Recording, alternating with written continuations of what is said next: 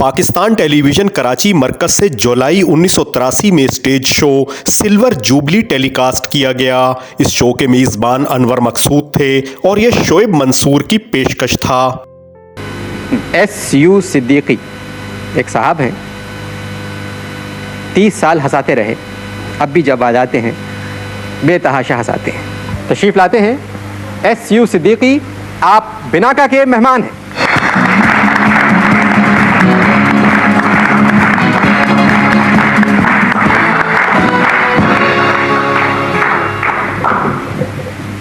अब तो आप सब पहचान गए होंगे कि ये कौन है। ये बड़ी इज्जत की बात है कि अशफाक साहब के पास आपने मुझे बड़ी बिठाया। मेहरबानी है, लेकिन हमें तो पता नहीं था कि आप सिद्दीकी हो गए। अब असल नाम से तो जाने, अब जाएंगे, बल्कि बहुत से लोगों को नहीं पता होगा कि लहरी साहब जो हैं असल में सिद्दीकी हैं। नाम है सफीरुल्लाह सिद्दीकी। हाँ, बहुत खूबसूरत नाम है, हम तो खैर जानते थे। अब तो हम फिल्मी नाम से पुकारेंगे आपको इस वक्त। जी अच्छा लहरी साहब, ये बताइए कि आप तो कराची के फनकार थे, जी। तो ये लाहौर की इंडस्ट्री में आपका जाना कैसे हुआ? रेलगाड़ी से? नहीं नहीं, आप समझे नहीं। मेरा मतलब था कि वहाँ गए किस तरह? वहाँ किसी ने बुलाया वहाँ? जी हाँ, मुख्तलिफ ऑफ़र आए। यहाँ एक दो पिक्चरें छोटी मोटी की थी जी। उसके बाद मुख्तलिफ ऑफ़र आए। इलियास कश्मीरी साहब ने मुझे यहाँ कराची में ऑफ़र दिया, तो इश्क पर जोर नहीं एक पिक्चर थी वो बना रहे थे। तो ट्रेन सेकंड क्लास का किराया और वहाँ का होटल वगैरह ये सारा तय हो गया, और जो उन्होंने तय किया उस पर वो कायम रहे।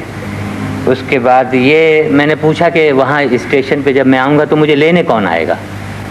तो बोले कि हमारा आदमी लेने आएगा। तो मैंने कहा कि वो पहचानेगा कैसे? बोले कि अरे आपको कौन नहीं पहचान, हालांकि दो पिक्चरें हुई थी। बोले आपको कौन नहीं पहचानेगा? तो मैं भी चौड़ा हो गया, फिल्म स्टार लहरी, पहचान लेंगे। वहाँ से आप ट्रेन से उतरा मैं प्लेटफार्म पर, अब मैं देख रहा हूँ कुछ नहीं। मैंने ये देखना शुरू किया कि कोई आदमी किसी को तलाश कर रहा है, तो मैं देखता हुआ ऐसे ऐसे ऐसे, तो यहाँ नज़र रुकी मेरी, तो दो पुलिस वाले मुझे देख रहे थे। मैंने सामान उठाया और प्लेटफार्म से आगे वो मुसाफिर खाना समझ लें, तो वहाँ पर मैं, वो एक पिलर है उसके पास वो चिपटा हुआ है उससे गद्दे वद्दे, तो वहाँ पर मैं पहले खड़ा रहा, फिर बैठ गया मैं। पैसेंजर भी चले गए, कुली भी चले गए, सौदा बेचने वाले भी चले गए। वो एक साहब खड़े हुए थे, वो भी किसी का इंतज़ार कर रहे थे। मैं बैठा हुआ था, तो वो फिर मेरी तरफ मुड़े, बोले आप कहीं बाहर से आए हैं? मैंने कहा आप क्या समझ रहे हैं मैं इसी बेंच पे रहता हूँ?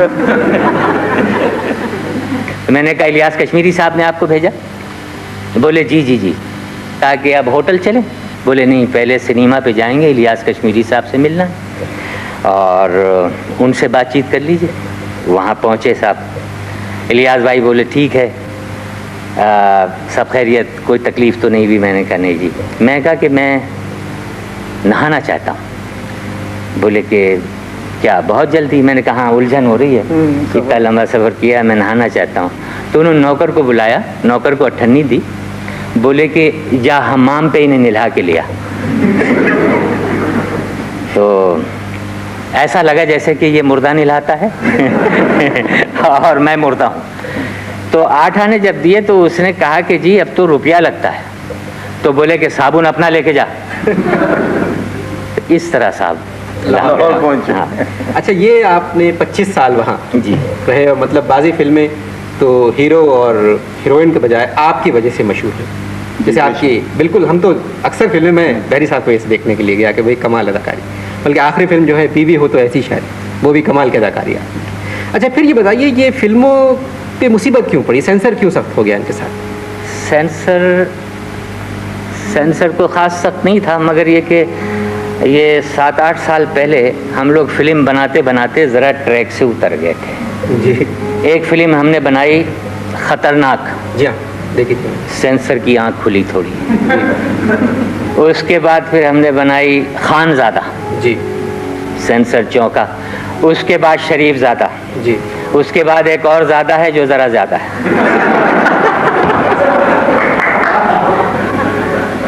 तो वो फिर सेंसर भी ज़रा ज़्यादा हो गया जी। इस वजह से सख्ती हुई थी। जी, सख्ती होनी चाहिए थी। अच्छा ये बताएं लही साहब मुझे कि आपकी तो हर एक से दोस्ती बड़ी जी, जान पहचान। जी। मोहम्मद अली साहब के बारे में कुछ आपका ख्याल? साहब बड़े एहसानात हैं उनके मेरे ऊपर, बहुत जी। अच्छे आदमी हैं, बहुत पुरखुलूस आदमी हैं। नदीम? इज़्ज़त करते हैं वो, जी। इंसान की इज़्ज़त करवाते हैं और खामोश आदमी हैं। वहीद मुराद? टू द पॉइंट आदमी हैं जी।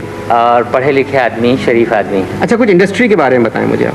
अब मैं एक आध पिक्चर मैं साल में कर लेता हूँ, इंडस्ट्री तो तकरीबन छूट ही चुकी है। अच्छा शाहिद? क्या छूट गए? नहीं, मैं शाहिद अदाकार जो है। अच्छा, मैं मुजाहिद समझा। नहीं नहीं, शाहिद साहब बहुत ही नेक बच्चा है और मेरी तो वो बड़ी इज्जत करते हैं। जब भी मैं सेट पे जाता था वो खड़े हो जाते थे और ये कि जब तक दूसरी कुर्सी ना आ जाए वो बैठते नहीं थे। अशफाक साहब एक गाना सुनते हैं। एक हमारे टेलीविज़न के आर्टिस्ट हैं, शुरू उन्होंने रेडियो पाकिस्तान से काम शुरू अपना करियर का आगाज़ किया, फिर स्टेज पे आए, फिर टेलीविज़न पे आए और अब फिल्मों में चले गए। जाने पहचाने अदाकार हैं, गज़ब की अदाकारी करते हैं, जावेद शेख।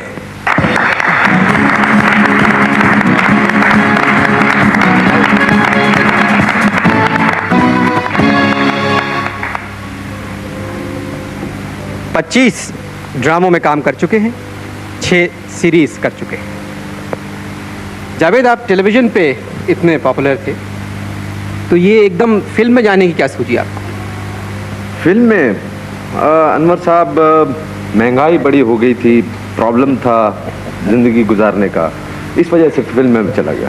महंगाई का फिल्म से ताल्लुक क्या? नहीं, उसमें बड़ा ये गहरा ताल्लुक है। वो ये कि अनवर साहब जो फिल्म से चेक मिलता है जी। वो जब मैं बैंक में जमा कराता हूँ तो उस पर ज़कात जो है वो कटती है। जी। टीवी से जो चेक मिलता है जब मैं उसको जमा कराता हूँ तो उस पर ज़कात मिलती है।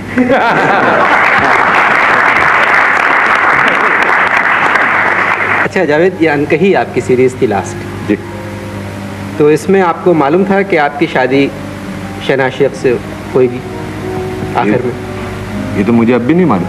नहीं, अब तो ख़त्म हो गई सीरीज़। अच्छा जी। वो जी। जी अच्छा। नहीं, उस पर तो बड़े झगड़े हुए।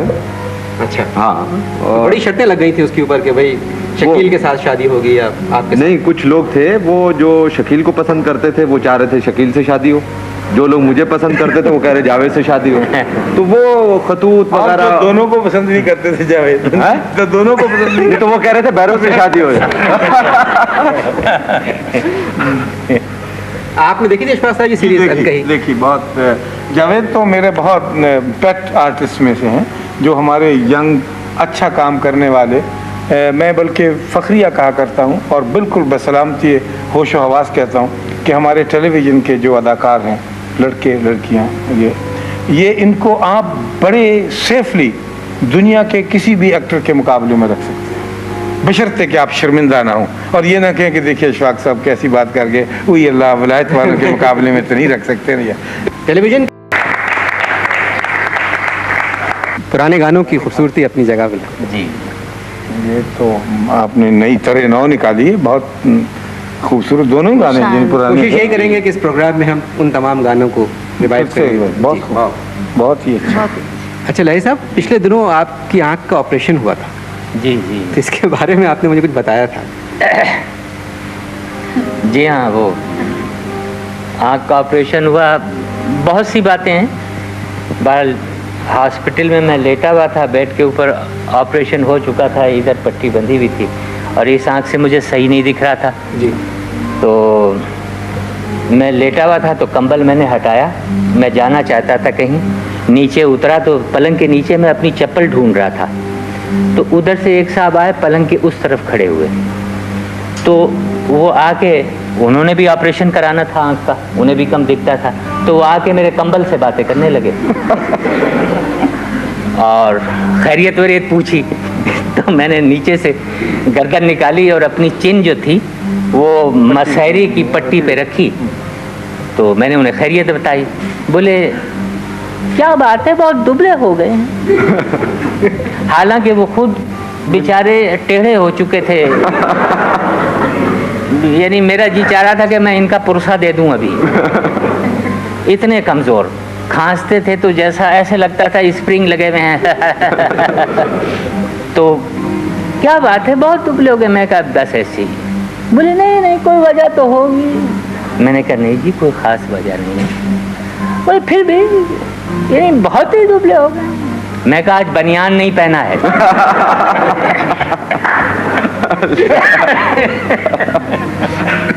फिर आए एक दिन, बोले कि कल मेरा ऑपरेशन होने वाला है। मैंने कहा होशियार रहिएगा, बकरे की आंख लगा देते हैं। बोले बकरे की आंख लगा देते हैं? मैंने कहा आपने सुना नहीं? बोले हाँ, उड़ती उड़ती सी कुछ सुनी। मैंने कहा बकरे की आंख लगा देते हैं, होशियार रहिएगा। बोले तो मेरी आंख का क्या करेंगे? मैंने कहा 10-20 हज़ार रुपये दे के लेके किसी के भी फिट कर देंगे। बोले तो मुझे कैसे पता चलेगा कि ये मेरे बकरे की आंख लग गई है? मैंने कहा भाईजान आपको थोड़ा इंतज़ार करना पड़ेगा। बकरीद से थोड़े दिन पहले अगर ये फड़फड़ाए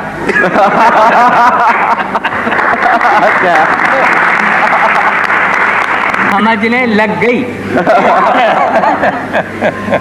अच्छा, शुक्रिया अदा करता हूँ। हाँ, बड़ी मेहरबानी आप। सफ़र तमाम हुआ, बल्कि वरक तमाम हुआ और मज़ा बाकी है। इजाज़त दीजिए अगले हफ्ते तक के लिए। नाजरीन, इस वीडियो की तैयारी के लिए पाकिस्तान टेलीविज़न के प्रोग्रामों से इस्तेफादा किया गया है, जिसके लिए हम उनके तहे दिल से मशकूर हैं। हमें उम्मीद है हमारी आज की इस कोशिश ने आपके बचपन की यादों को ताज़ा कर दिया होगा। आप हमारे चैनल पर पाकिस्तान टेलीविज़न के सुनहरी दौर से मुतल्लिक दीगर यादगार वीडियोज़ भी मुलाहिज़ा फरमा सकते हैं। आपसे दरख्वास्त है कि हमारे चैनल को सब्सक्राइब कर लें और इस वीडियो को लाइक करना और अपना कीमती तबसरा करना ना भूलें। अपना ख्याल रखें। आपका बहुत शुक्रिया।